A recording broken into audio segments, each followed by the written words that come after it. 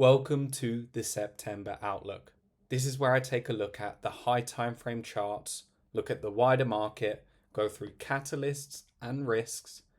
And in today's Outlook, I'm also going to be adding a brand new section where I give you guys some alpha. So make sure to stay to the end of this one. You're not going to want to miss it. The question of today's Outlook is, should we buy the dip? Well, let's get into it, starting with Bitcoin. Now, this is a chart I would have shared with you a bunch of times now. I've gone over it in every single monthly Outlook. And, well, what do you know, guys? Bitcoin finished the summer almost where it started, up 3.5% roughly, just as expected. I've been saying it over and over again. Summers are just not the time for big breakouts, especially on Bitcoin. It's Q4 and Q1, as I went through in last Outlook. They are the times where you get those up only rallies. Summer period is just not the time for it. But now we are heading into September. Now we are heading into those Q4 months where Bitcoin typically, especially in the fourth year of the 4-year cycle, if cycles are anything to go off, should have its best returns. Now, will that continue? I don't know, but if history is anything to go off, Q4 should offer some of the best appreciation, some of the best trading that you get in the market. So, something else I wanted to look at just on this chart, I noticed that the low of every summer actually either never gets hit again or gets hit many months later after price already rallies. So in 2020, this low from the summer never got hit again. 2021, this low from the summer, it only got hit almost a year later once we were deep into the bear market, but that low stayed intact for a lovely rally from 30 all the way up to the bull market top at the time, 69k, so over a 2x there. Then, of course, 2022, this was a bear market year. We did take the low in this year, so in some ways it's an outlier, but also it was a bear market year. These other examples are bull market years. Again, if cycles are anything to go off, they certainly have been in the past. Whether it continues, who knows? So more of an outlier, but still, as soon as that low got reclaimed, bottom was in, bull market begun. 2023, the low was again the Pico bottom, never got touched. 2024, the low was the Pico bottom, never got touched. So 2025, we put the low for the summer in at 98.6k. So if history is anything to go by, potentially we could see the low being in there for the summer, for the remainder of this bull market at least, and potentially maybe it's 2026 if it plays out exactly the same as last cycle, where this low actually gets taken, and perhaps that runs its course as well this cycle, who knows? But for sure it's an interesting level, not because fractals play out perfectly every time. There's not enough data points here to make it significant. However, what would be significant is if it does break the trend, and if it does, take this low in a bull market year. That's something we've never seen before, so that is significant. Therefore, I wanted to put that to you guys' attention. Interesting level here, and I think that low, therefore, for the summer should remain untouched for at least the next 6 months if we are going to see this bull market continue. So something to keep in mind, and that of course is the low of the weekly market structure. But let's dive into that now. So let's get a fresher chart here. Let's take this chart. let's start off with the daily. So let's zoom in first.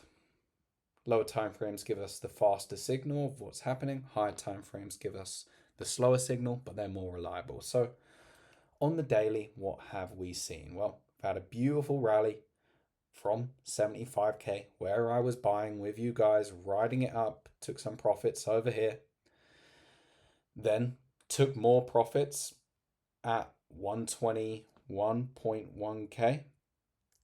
I told you guys in the Discord, taken full profits at 121.1k on my Bitcoin cycle bags, including that extra trade I took at 115.4. And so far, that's been a great time to de-risk. If you guys remember, in the last outlook, I was talking about this being a great area to de-risk anywhere, in this zone, because we'd hit that 112k. It was likely that we'd see a bounce because traders are going to long the retest of the all-time high. But now we've seen that level get lost. So de-risking was a great decision. The next best time to get back in is not while Bitcoin is currently showing weakness and in a downtrend as it is now. What have we seen? Look, we've seen the same setup over here. So sweep into a downtrend. What have we got? Sweep into a downtrend. I actually did a big post on this where I talked about how if you leave liquidity untouched, like we did over here, that liquidity untouched, untouched, untouched, it's far more bullish, because when the liquidity to the short side is building up, building up, building up, all of the smart money accumulating here, they are then building energy for when price blasts through. It's going to have a bunch of short liquidations, and that's what allows price to go on this big ripping rally, combined with the fact that we were in October, November, and we had those typical seasonal months where Bitcoin is going to outperform. So it was the perfect setup. On the contrary, what do you see here? Instead of leaving this liquidity untouched, we take it. Trump got inaugurated. You have a huge event. So everyone getting bullish into Trump coming in as the first crypto president, even though smart money were buying here in anticipation for Trump coming in. Not buying here. This is where they were selling. So buy the rumor, sell the news, classic. But even without the news, you can just simply look at price action alone and identify that this was a sweep over here. Price could reverse here. It's more likely to reverse. So let me de-risk, get out. Simple strategy. You can get back in when price closes back above the 20% fib level. That's something I've been sharing with you guys a lot. That would be, your invalidation to get back in. There's nothing wrong with de-risking and getting out, because you can always set a rule to get back in. That's something traders have a really hard time with, and it leads them to round tripping all of their gains. And it's a super simple rule. If you get out, you can always get back in. Something to really keep in mind as you trade through the markets. You can never get married to your bags. If your rules are hit, it's okay to de-risk. It's okay to take profits. You don't have to be a moon boy. Just because you take profits doesn't mean you're a bear. No, because you can simply get back in if price invalidates what you might think is a bearish setup and proves you wrong. Let price tell you where the market is going, not your opinions and feelings, and you'll do very well. And that is exactly why I took profit at 121k, de-risked, because I was seeing it was initially this big candle, which I actually de-risked on, where we took what was some beautiful untouched liquidity, and instead of letting it all build up, as you can see in those previous examples, well, we had a horrible false breakout, price wicked it, closed back below. Therefore, it was used for distribution, not for smart money to accumulate and blast through the levels. So it was a clear sign for me to de-risk and go into cash. And that's paid off so far. August, of course. Continued red. Now, what do I want to see to get back in? Well, price needs to first of all stop downtrending, and one way you can simply view this is looking at the 12 and 21 EMA bands, something I like to do. I dropped the whole system on this in the Lessons in the Strategy Center with Tyler, going through an entire system and the returns, just simply getting long when these bands turn green and taking profit when these bands turn red. And well, overall, when these bands went green over here, you could get back in on that candle there when it confirms. Stop loss could go at the liquidity or below this order block, wherever you want. That's up to you. And you take profit when the bands go red. Boom. Profitable trade. Get back in when they flip green. Stop loss goes again wherever your invalidation rule is. Take profit when the bands go red. Again, another profitable trade. And it's a very simple system. I don't use that system in as basic form as that, but it just goes to show how you can simply implement a rule and it can allow you to capture the main bulk of all of these moves. It tells you to get out over here. It tells you to get back in over here.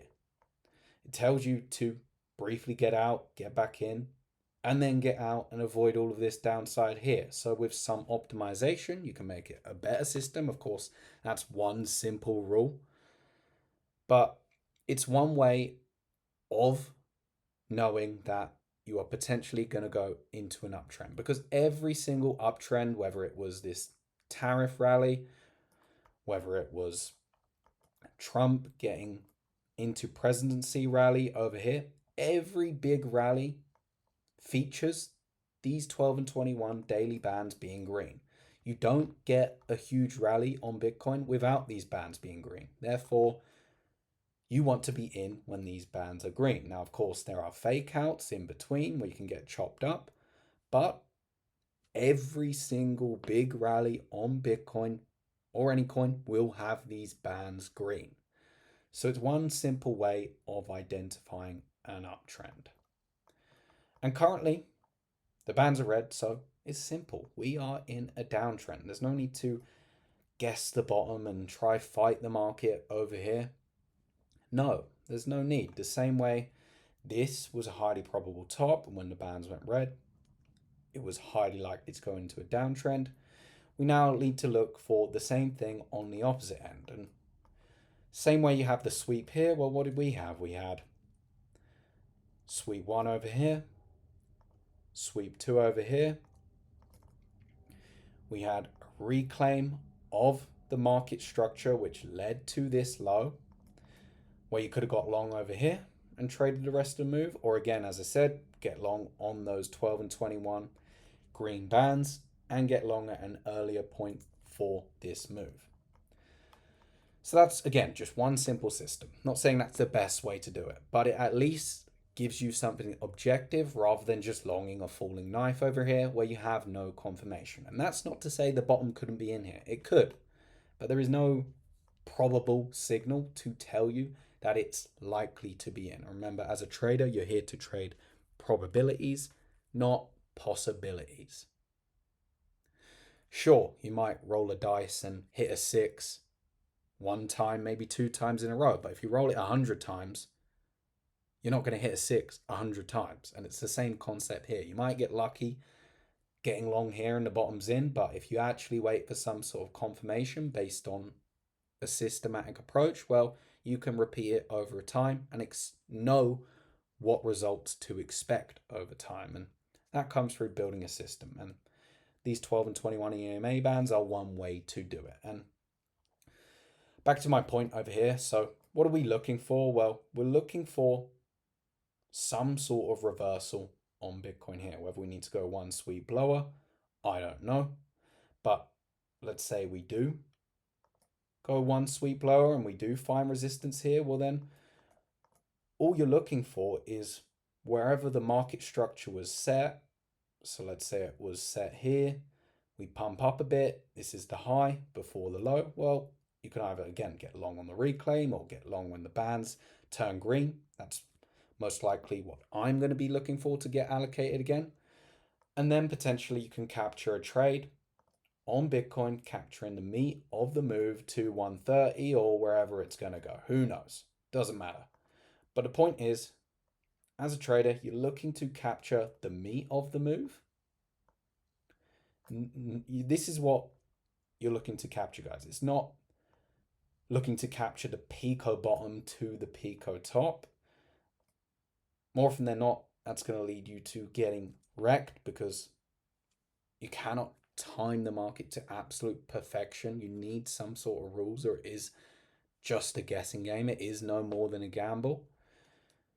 And that's okay because as you can see, through these systems, you can make plenty of gains just by waiting for confirmations and capture the meat of the move and still de-risk and get out to avoid that downside. And that's what trading is all about. That's what protecting your portfolio is all about. So that's a quick rundown of what I'm seeing on the daily. So waiting for these 12 and 21 EMA bands to flip green. Now, we do have some other bands of interest here. So the 100 EMA is not providing trend support at all. The 200 EMA is untested. It hasn't really provided much trend support in the past. It's not really a respected band, but it's a level of interest nonetheless, especially around this 100K area. So potentially we're looking at two scenarios here. Scenario one, let's say we go a little bit lower and Bitcoin finally flips these EMA bands green, wherever that is. You can get long whenever these bands flip green and look to trade the next potential move. That's scenario one. And potentially we go down to 100K, keeping this summer low here. Or is that the summer low? I know it's 98.6. Yeah, so it will be around here. That would keep that intact, keep that pattern going on that I shared with you earlier. And you can look to trade the rest of this bull market. That's what I'm going to be doing. As I mentioned in my portfolio update, I'm going to be running 100% of my cash in my trading portfolio from now on, as opposed to an 80-20 split. Because I still think this is a profit-taking year. Bitcoin could go to 160K, but like I said, that would be a 10x from the lows. I'm not bearish by any means. I think Bitcoin is going to 1 million in a 10-year time frame, but targets like 200K this cycle, like a lot of people are saying, for me, they feel a little bit out of reach, and I would rather trade the rest of this cycle. But where would I be wrong in that scenario? Well, let's take a look at it. If we go to something like the weekly, let's remove this path for now.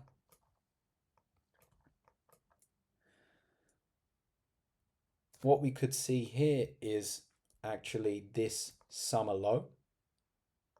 If it gets lost and we come to something like the 50-week EMA or even that 100-week EMA, and we have a proper flush and maybe go and rally later on towards the end of 2026, well, on this pullback, well, that's a pullback for an investor. Whether that goes to 74, whether it even goes lower to 69, and you could even just pull this all down a little bit, I don't know. But as soon as we start breaking that summer low, that's the trigger to say something different is happening, and we could potentially actually get a generational entry on Bitcoin here. And that's where I'd say, you know what, I want to get my cash fully allocated back into long-term Bitcoin holdings, into storage away, and holding it for a multi-year time horizon. But at the moment, until that summer low is lost over here, I'm looking for trading setups only from now until the rest of the cycle, and that will be earliest when these bands flip green. So that's what I'm looking at. Not sure which scenario we get. Look, maybe we are going to have a much deeper pullback, something we haven't really seen before in Q4 of the final year of a bull market. But look, stranger things have happened. Or maybe we are just going to get that dip into here and be able to trade it. 100K stays intact. The weekly market structure, which is this order block here, stays intact. And we continue the weekly trend higher. So there should be no closes really below 100K in that scenario. But if we do close below 100K, if we do take that summer low, then you can expect a deeper dip to fill in some of these earlier gaps during the tariff rally. But that's yet to be seen. I don't know which is going to come. I don't really care either. I'm looking to trade either way, and that's how you should be as a trader. So, moving on, let's take a look at Bitcoin versus gold, because gold has been all the rage. Well, what have we seen here? Gold is breaking out, guys. So, at the moment, gold has a beautiful setup. I've been talking about it almost every day in my analysis channel for the last couple weeks or so. Gold breaking out to new all-time highs typically leads to Bitcoin consolidating, and well, that's what we've seen here. Bitcoin is pulling back a little bit. It is consolidating in this upper range towards all-time highs. Just clean up this chart. And that is because the attention is going towards gold. It's the same pattern we've seen all cycle. I've been telling you guys over and over again. Watch gold here. While gold was going sideways, this was when Bitcoin was having its big rally. That was the breakout from 25K all the way up to around 48K, while gold did nothing. Then gold broke out. It went from 2K all the way up to 2.5K. And that's where Bitcoin then started its consolidation. We then had gold break out again. Bitcoin continued consolidating. And as soon as gold was done, pulled back, consolidated, well, that's when Bitcoin had its run in the Trump rally above 100K. Then gold went on its rally from 2.6 all the way to 3.5. Bitcoin had a big pullback with all the tariff drama. So again, you see that relationship where gold trends higher, Bitcoin consolidates or bleeds lower. And then when Bitcoin trends higher, gold consolidates or bleeds lower. So what we're seeing here is more of the same. This is exactly what I said to look out for. Look, guys, if gold is going to break out, it's going to steal attention away from Bitcoin. It really is that simple. So what you want to see from here is if this breakout sticks, if we have a weekly close on gold above that all-time high and confirm that breakout, well, you're probably going to be in for consolidation or bleed on Bitcoin over the next few weeks.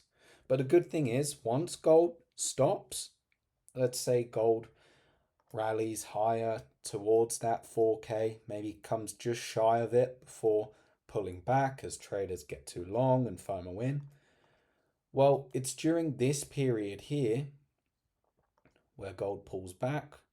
That's when you're going to see Bitcoin have its great appreciation. Now, of course, gold isn't guaranteed to break out. So also watch to see if this has a false breakout and falls back inside and forms some sort of top. It doesn't look like it will. It's had really nice structure here with a false breakout, trapping breakout longs, then enticing shorts, trapping the shorts and blasting through them all. those setups tend to lead to continuation higher. But if it doesn't, and if this pulls back, well, then it's interesting to see, what does Bitcoin do? Does Bitcoin continue the trend of rallying as gold has weakness, or do we see something different? So that's what you need to look out for. Watch out for gold, what it does here, and how Bitcoin reacts to it. Because if we look at something like the Bitcoin gold chart, I'll do that. Let's take this chart. Bitcoin gold. So this is relative strength.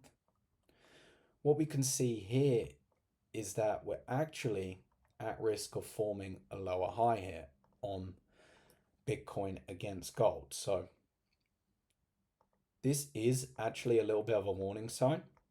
We're seeing Bitcoin be pretty weak against gold on the high time frame, and that is not what you want as a bull.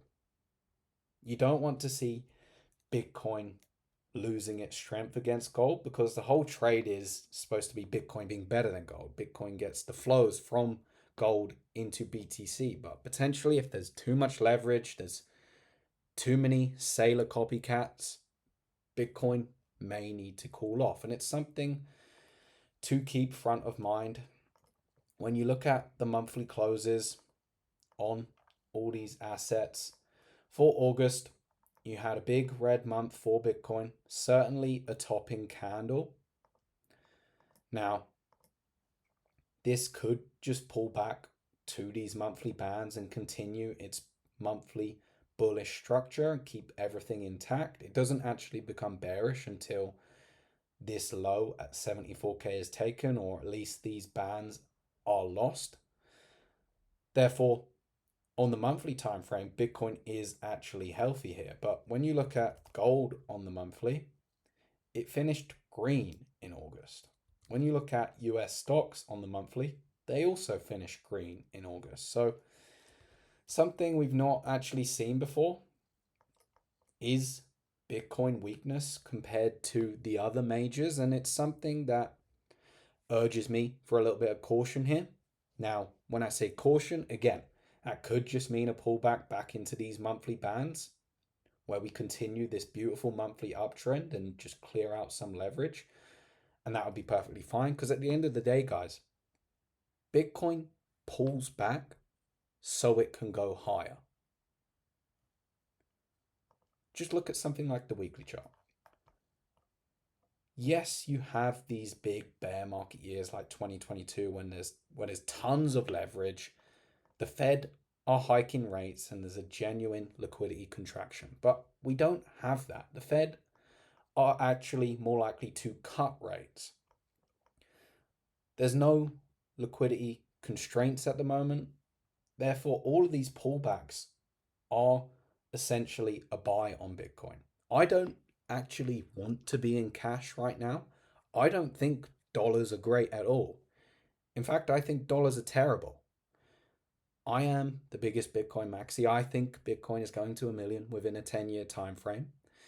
It's simply the confirmations I got which told me to de-risk for now, as you do get pullbacks on the high time frame on Bitcoin. It's a slow moving chart. But once again, Bitcoin pulls back so it can go higher. Therefore, whether we have that daily pullback and the daily bands flip green, or whether we get a deeper pullback where you get those generational investor buys, I'm looking to reallocate, because I don't think holding dollars is a good bet in the near term, in the medium term. There are no signs of anything like 2022 coming. Therefore, yes, we're seeing a little bit of weakness short term. That might be because of a big leverage buildup on Bitcoin compared to other majors, but that weakness is where I'm looking to buy. Either scenario, whether it's a shallow dip or a bigger dip, I'm not sure. Or whether the bottom's in from here. I don't know. Again, I don't care. I'm just looking for my confirmations to trade for the rest of the cycle or invest on high time frame if I get those alternative confirmations. And that comes back to this gold chart where it's really going to dictate how far Bitcoin has to go this cycle, because if we do get a big rally on gold, it is bullish for Bitcoin because the profits from gold, they rotate into Bitcoin as a higher beta asset. Therefore, if this chart continues rising on gold, I'm actively looking to get into a Bitcoin long trade because I know that's going to give me my best entries when Bitcoin is underperforming against gold to ride the next leg up on BTC. So definitely keep an eye on this gold chart, on this all-time high breakout, and when it starts to lose steam, as that's when Bitcoin is likely to begin its rally. But remember, while gold is rallying and breaking out, Bitcoin tends to consolidate or be weak during that period. So keep that in mind and keep the gold chart in your analysis. Now, moving on, looking at Ethereum. So, what have we seen? Well, if I go back to the monthly outlook of August, I laid out two paths. We had the green path and the orange path. And the green path played out pretty beautifully. Those daily 12 and 21 EMA bands got reclaimed.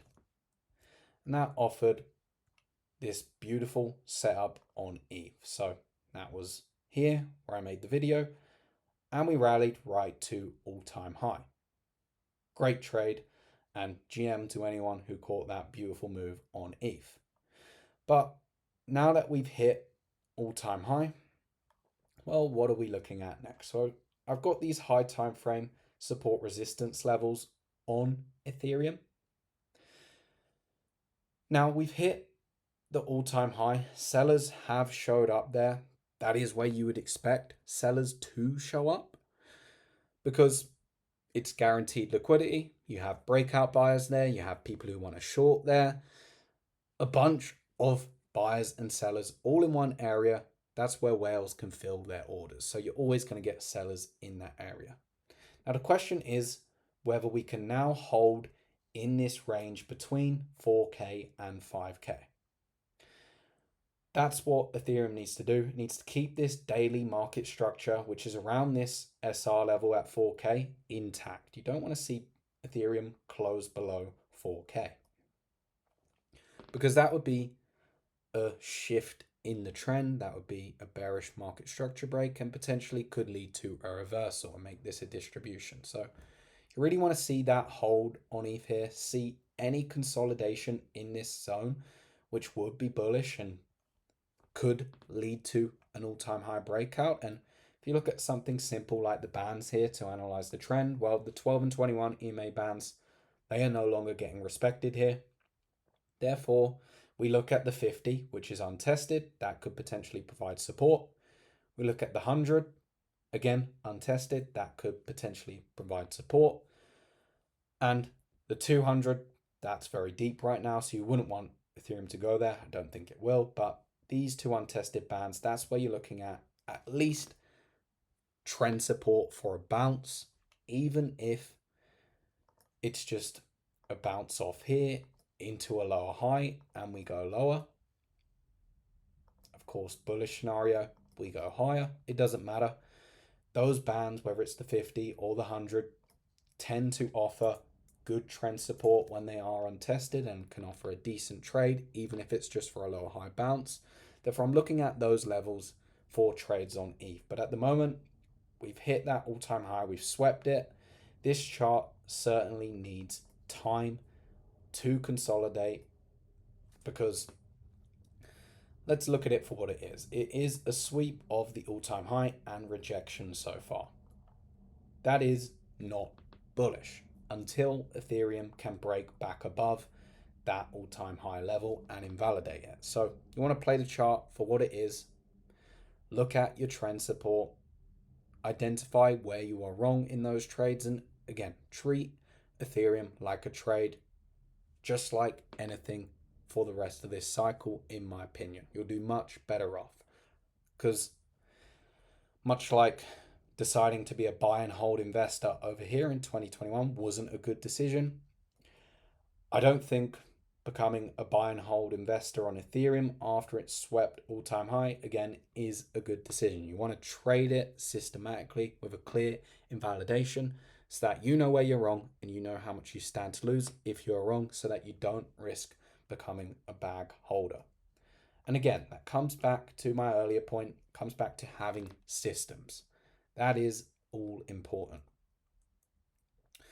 But we have seen something quite interesting. So, looking quickly at the ETF flows for August, Bitcoin actually saw an outflow of 749.2 million, whereas Ethereum saw an inflow of 3.8 billion. Huge divergence.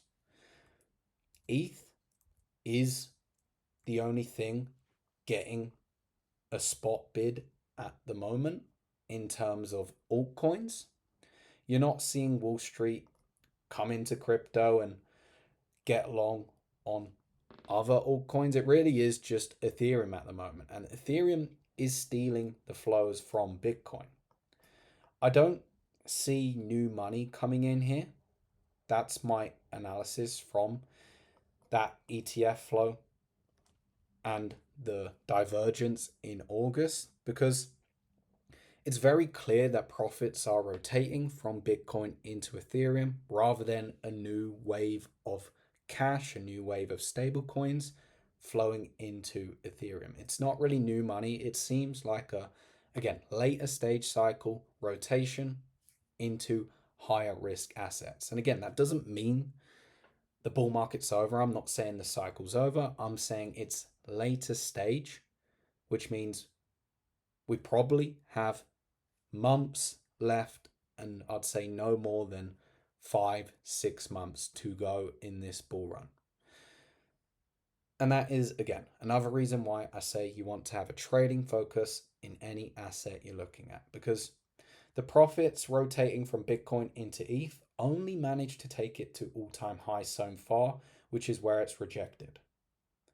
Therefore, you really need to see some strength come here on ETH, and that's why I think this 4K level should hold on a candle close basis if Ethereum truly is super bullish this cycle and this isn't just purely a rotation game to capture extra beta for institutional players.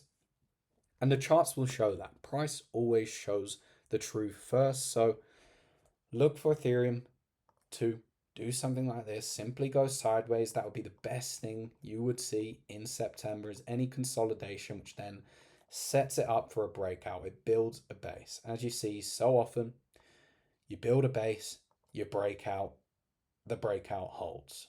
Again, you build a base, you break out, the breakout holds. And that's simply what you want to see again. Build a base.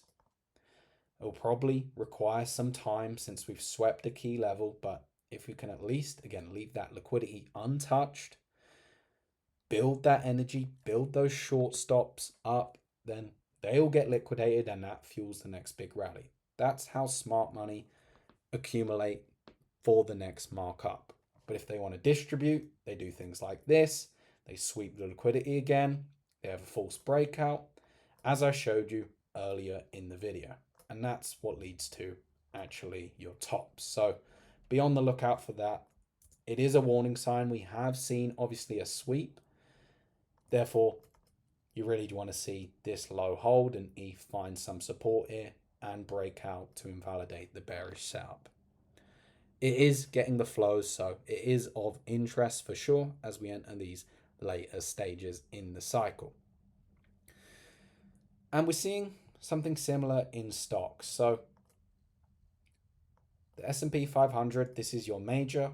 It's pulling back a little bit, whereas the Russell 2000, so these are the top 2000 stocks, your low caps, these are actually rallying and are much stronger than the majors. And we're seeing this market wide, even in things like silver, where the lower caps, whether it's lower cap metals, lower cap stocks, lower cap cryptos, are starting to get the attention. They're starting to get the flows and benefit from the rotations. So what does that tell you? Again, it means we're later in the cycle. Profits are rotating from the majors into the higher risk assets. That's not an early stage thing.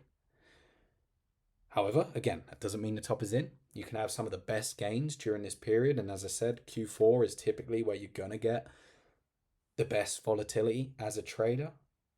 And especially so if it's in these higher risk assets because they're much more liquid. They can move much bigger in a much shorter period of time.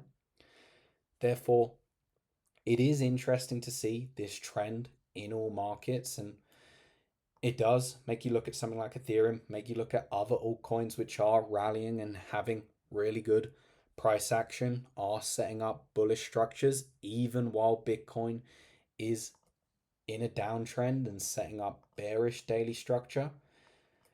You see something like Ethereum actually still have bullish daily structure. This is the low. It's not been broken. Whereas on Bitcoin, the daily market structure low is broken. And even if you look at the index here, so this is total free, the low that led to the most recent high is this one here if you go off Wix, and that remains perfectly intact. Therefore, the bid is coming towards altcoins as we enter these stages, and especially altcoins like Ethereum, as we've seen, since that has the Wall Street bid, and that's seen Bitcoin dominance follow this beautiful setup here.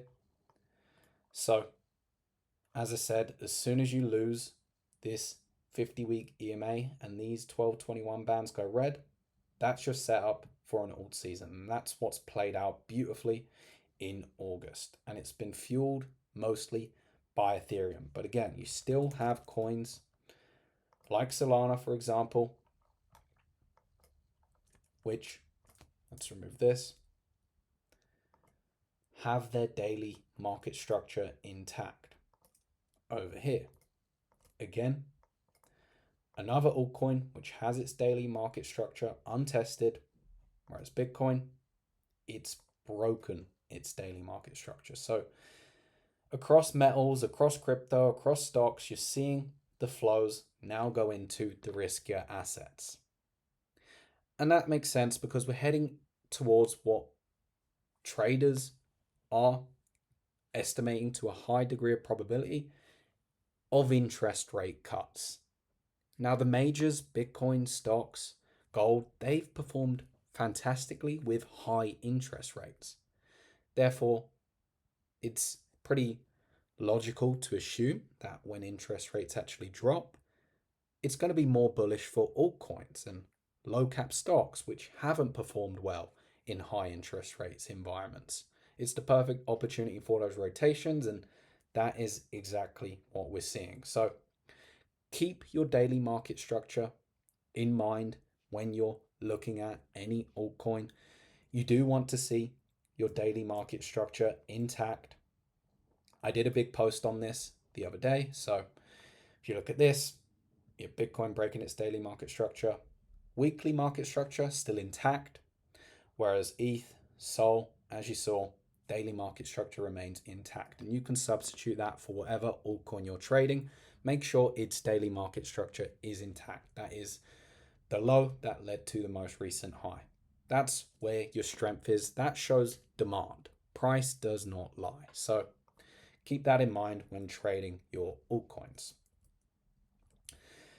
Now, finally, let's take a look at positioning. So heading over to this chart here, we have Bitcoin at the top and we have open interest at the bottom. So open interest is longs and shorts, and we're valuating it in dollars. So we've got 39.22 billion of open interest at the moment across your regular crypto exchanges. Now, this doesn't count the CME exchange, so it's not complete data, but it's still useful enough. This was an anomaly over here, so just ignore this. That's when they must have added a bunch of exchanges, which is why you get a big gap here. But what we're really looking at is the high of last cycle, 2021 to now. We've seen plus 135% in open interest, whereas price on Bitcoin has only appreciated 67%. So open interest is outpacing price by 2x at the moment. Now, this is the open interest of the entire market, so it's also good to look at the total crypto market cap. And let's see how much this chart is up. From the high to now, it's up just 32%, so even less. This chart has really been carried by Bitcoin this cycle. That's where all the interest and flows have been. It's only now that we're seeing rotations into altcoins, and things like Ethereum are just reaching their all-time high from last cycle. So that is interesting because that can mean one of two things. It can mean there's lots of new money and leverage coming into crypto. However, it's only going into Bitcoin. Or it could mean it is going into altcoins, however, price is simply just not reflecting it. Either way, that tells me that leverage is starting to build up now, and that can lead to the most explosive parts of the cycle. So by no means does it mean, again, that the top is in, can lead to the best periods for trading. However, it does mean, again, we are entering the later stage of the cycle. I'm going to keep saying it because, again, I was once a trader who round tripped all my gains in the cycle because I just wanted to believe it was going to be bullish. We're going to continue going higher. And it was purely based on the predictions and the future net worth that I wanted. It wasn't objective. And I don't want you guys to round trip your gains. I don't want you guys to be like me. You can learn like my previous cycle mistakes. And that is how you have to adapt right now. You have to look at it for what it is. We are entering those later stages. So there is leverage in the system. Now, this also does include shorts. So again, we can see a bunch of rallies across the markets to blow out this open interest, and it can be shorts getting wrecked. However, we know majority of the crypto market is long. Majority of traders are getting long. Therefore, this open interest needs some spot demand to come in to balance it out more, so it's not so futures market dominated. Otherwise, you're starting to get to that point where leverage is building. So something to keep an eye on as we head into those later stages of the cycle. Now, that is everything with the charts. We've been through the ETF flows. Let's talk about seasonality. So here are the Bitcoin monthly returns. Now, September, we can see on average offers minus 3.31% returns, which is actually the worst month out of all months for Bitcoin. And the median is minus 3.12%. So not the worst month in terms of the median. We have December, which is actually worse on the median. And we have August, which is also worse on the median. But on average, September typically doesn't offer the best returns for Bitcoin. So whether that means Bitcoin is going to have a choppy month, let's get the Bitcoin chart up. Whether that means we're going to see Bitcoin just rally its way up to 115, 116 and close within this candle, or whether that means we're going to see actually some lower price action since we've rallied right off the beginning of the month, I don't know. Seasonality is by no means a predictor of what is going to happen, but it is interesting. Again, anything's possible in the markets, but as a trader, we have to go on probabilities. And if seasonality is anything to go by, September typically isn't the best month for price returns on Bitcoin.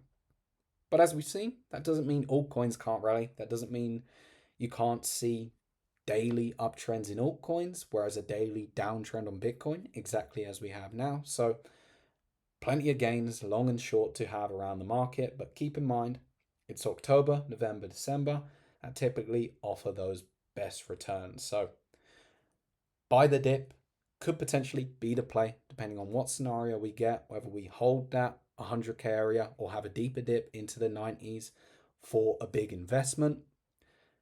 Seasonality wise, it's a good time to load up historically if that's anything to go by. So just something to keep in mind. You don't trade based on this, but good to know for sure. Now moving on to catalysts and risks. So catalysts, we have September FOMC. Currently, interest rates, they've been priced in at 85% roughly. That may have changed in the last day or two. But overall, traders are expecting an interest rate cut in September. Now, as I touched on, I don't think interest rate cuts are actually going to be super bullish for Bitcoin. Every trader's been waiting for them. Bitcoin's been rallying regardless with high interest rates. Therefore, the anticipation of interest rate cuts is much more bullish for these higher risk assets because you need cheap money. You need that risk appetite across investors. You need those in profits to want to rotate into those higher risk assets for your altcoins, your low cap stocks to perform well. And it's the anticipation of rate cuts that traders will price in on those higher risk assets which perform when debt is cheap. So all eyes on that. Let's see how those probabilities change as we get more data. You want to be looking at the inflation readings, seeing how that changes the probabilities, and that will very much affect how the market moves. Now, I remember last year around September time, I believe there was a rate cut, and that actually led to a big rally on Bitcoin. It was actually one of the areas I got long in. It was over here. There was a big FOMC event. We had a dip, and then Bitcoin took off. So are we going to see that again? I wouldn't look at Bitcoin as the best place to trade that. I'd look at altcoins, as I said, because they are the higher risk assets and they haven't ran as hard. Therefore, they have a lot more reason to run if we do see that higher risk on environment. So that is FOMC. Look for how those probabilities change. Next up, there are no signs of a liquidity contraction, and fiat currency is going to zero. So I've touched on this already. Bitcoin weekly chart. Let's look at a super high time frame outlook because I don't think we're going to get anything like a 2022 style move anytime soon. In 2022, the Fed increased interest rates. They switched to QT. They said inflation has got out of control around here. They gave all the signs that liquidity is going to contract. Right now, there are absolutely no signs of the same thing. The reason you had such a deep bear market in 2022, where Bitcoin went minus 77% down, is because you had half of the money supply printed. You have stimulus checks getting given out left, right, and center. You had absolute stupid money. All of that liquidity being injected into the system creates leverage. It's what blows up the bubble. And once the bubble bursts, you get a huge bear market when the signal for a liquidity contraction arrives. The reason you have such a big bear market is because you had so much leverage built up. You had such a big liquidity injection. But we haven't had that. We haven't had a huge liquidity injection this cycle. Interest rates have been high. The Fed are still doing QT, so there's still actually liquidity negative on the market. Therefore, without that big blow up of the bubble, you don't get this huge crash. That only happens because we had such a burst of leverage here. We've not seen the same thing. There is no signs of liquidity needing to contract. It's quite the opposite. As I said, the Fed are looking to potentially cut interest rates, make the cost of capital cheaper. Inflation is nowhere near those stupid levels. We're closer to 2%, even with Bitcoin at the highs here in this restrictive environment. Therefore, there's no reason to have a 2022 style crash. Now, sure, is there still leverage in the system? Yes, there is. You've had a bunch of different treasury companies absolutely aping into Bitcoin above 100K who haven't been tested.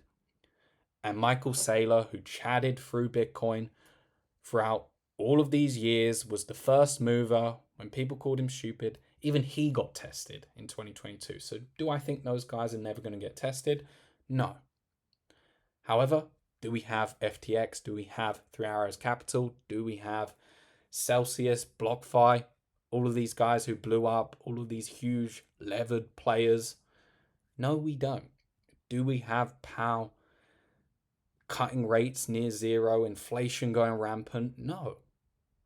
Therefore, I actually am a buyer of the thesis that Bitcoin holds one of these weekly 50, 100, or 200 EMA bands as we go on in the years to come and keeps that trend going for quite some time. So far, this 50-week EMA has been the bull market trend support. That could very much continue. On a deeper pullback, I'd expect this 100 to provide support, or at worst, the 200. And if something like the 50 provided support, that would be a 23% dip from now. If the 100 provided support, that would be a 35% dip from now. And let's say the 200 moves up a little bit, that would be a 40% dip from, let's say, in a month or two from now, as that band gradually moves up. That's more of what I would expect. I think gone are the days of seeing a 77% pullback from high to low in the bear market. There is absolutely no reason for that. I think a lot of people are going to get caught out thinking we're going to enter a huge bear market when Bitcoin's actually in a super cycle trend, if you like, holding its high time frame support. And that's why, again, I do not want to be in cash, even though I have de-risked at 121K and it was a good decision so far. I'm actively looking to get back in and allocate to hard assets because there is no signs to be in the dollar long term. The dollar is still getting inflated away to nothing, and Bitcoin is just simply waiting for the next reason to rally. And that'll be the next time the Fed start devaluing the dollar again, as they always do year on year. So something interesting of note, you could even look at these monthly bands and simply look at the 12 and 21 EMAs as potentially these continue to provide trend support on any pullbacks as opposed to these deep bear markets. So something I wanted to mention with you guys, I don't see any signs of a big liquidity contraction. I'm by no means bearish at all on the markets. I'm an extreme bull, in fact, and I think those pullbacks on Bitcoin from now on, you can call it a bear market if you like. It's not going to be anywhere near as catastrophic as it was last cycle. We simply don't have the conditions. People do not want to be in fiat currency. So they're going to buy hard assets, and Bitcoin is an option. It is one of the big names to buy. So next up, we're seeing rotations into higher risk assets. Now, I've talked about that heavily. We're seeing low cap stocks, we're seeing low cap metals, and altcoins get favored over the majors, over Bitcoin, over the S&P, and that is going to provide the next best trades as we head towards potential rate cuts and liquidity positive environments. So that's what you want to be looking at. Trade your altcoins per their trend using your systems. Now the risks I see, September seasonality. We touched on that. So also want to just quickly look at the dollar. So let's get this up. DXY.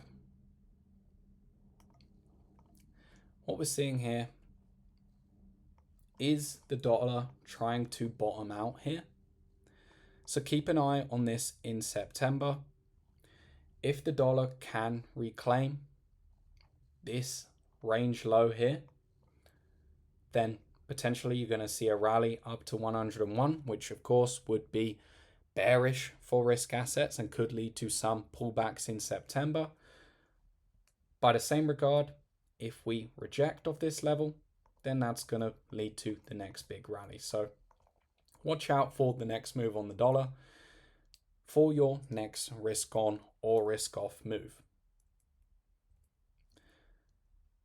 And the Bitcoin gold relative strength, dived into that already. So you want to keep an eye on how gold is moving to see, is Bitcoin likely to go into its next trend, or is it going to continue consolidating / bleeding as gold breaks out? But overall, gold breakouts eventually lead to Bitcoin breakouts. Therefore, you want to see that pattern continue. And if it doesn't, that again is a big warning sign to start looking at Bitcoin and saying, okay, we're seeing something different here. There's a change of character. I need to potentially reassess. So those are your big high time frame signals. Now, next up, I want to dive into some alpha with you guys. So I want to talk about trading portfolio and spot portfolio split. So this is your shorter term leverage trading versus your longer term spot bags and how you can play it as a trader. And there's 3 approaches which I've listed out here. So you have a conservative approach. That's where you hold 30% of your portfolio in your trading portfolio. So that's taking your leverage trades, and you hold 70% simply buying and holding Bitcoin or gold or stocks, be it whatever your hard asset of choice is. You have balanced, where you go 50-50 split, and aggressive, where you have a 70% trading portfolio and 30% long-term spot portfolio. Those are really the 3 options. Now, I've obviously gone super aggressive, as I think we're heading towards those later stages of the cycle where I think long-term holdings are less and less optimal. But I want to touch on these 3 methods, as a lot of you guys probably don't split your portfolio, or maybe you've looked into it but you haven't properly grasped the concept, because it's actually super beneficial. Because if you have part of your portfolio in the hard asset that you want to keep stacking, your trading portfolio is there to outperform that hard asset that you are stacking. Because if you underperform simply buying and holding Bitcoin, for me, then that was a bad month.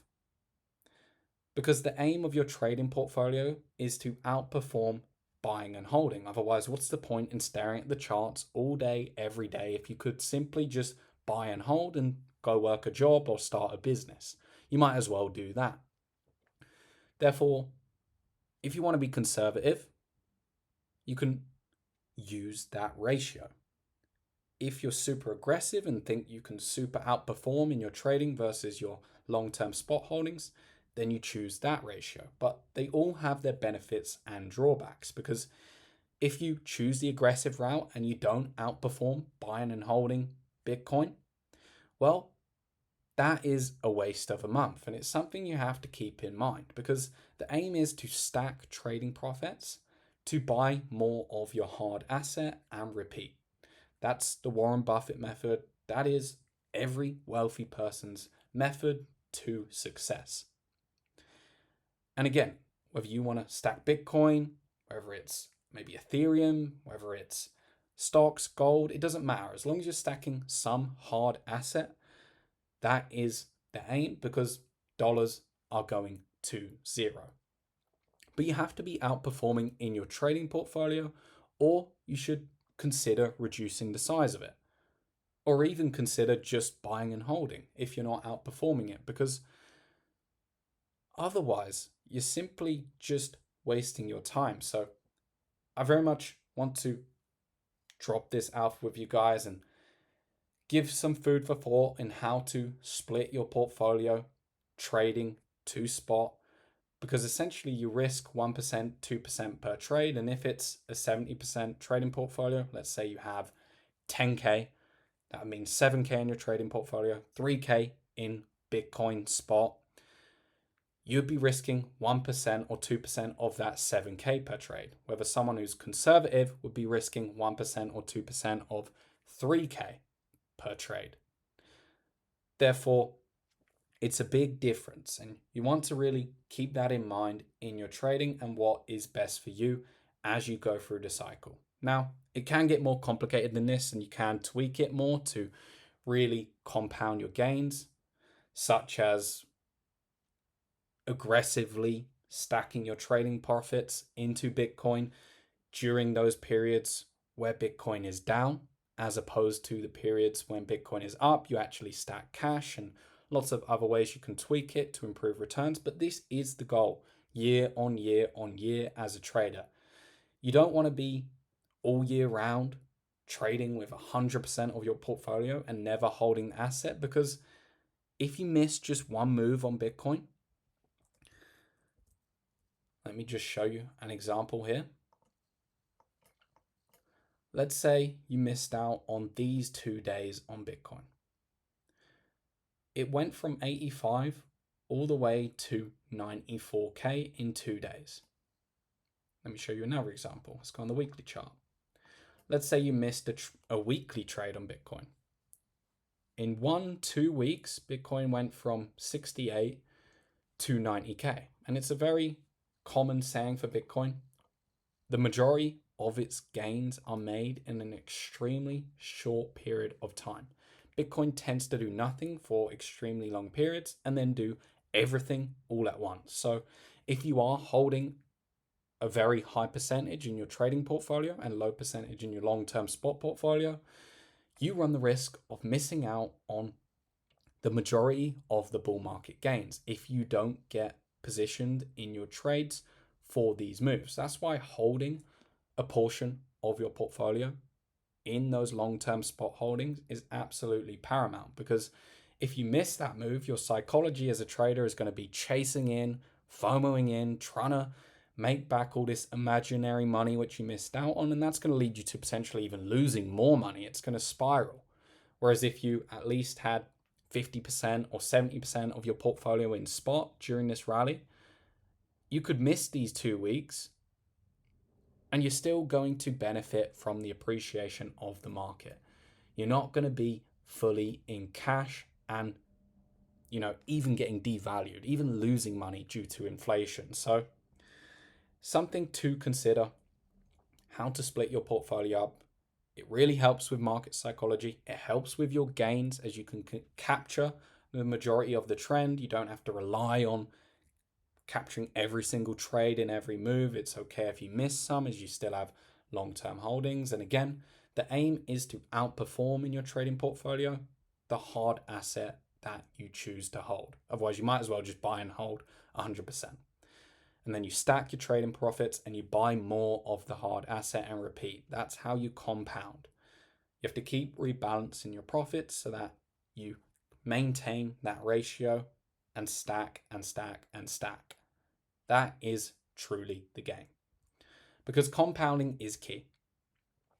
Einstein said compound interest is the 8th wonder of the world. He who understands it earns it, and he who doesn't pays it. And it's super true. Let's take these 2 examples. Compounding year on year for 10 years, starting with 10K.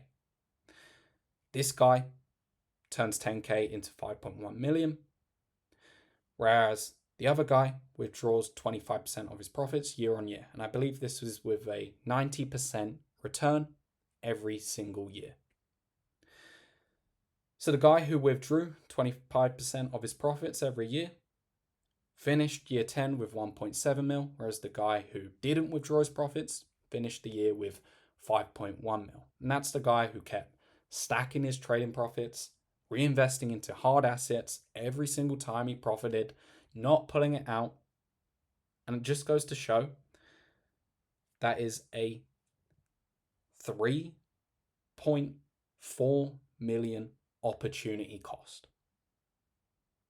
Both traders lived the same 10 years. Just one trader made a simple decision of not withdrawing the profits and stacking the hard asset over and over again with all of his returns. So you want to be able to capture the bulk of the trends, the bulk of the moves with your spot portfolio and compound with your trading portfolio year on year, and make sure you're managing that accordingly and outperforming the hard asset and not withdrawing your profits so you can benefit from compounding. Because in trading, no one trade is ever going to change your life. If it can, you're risking too much.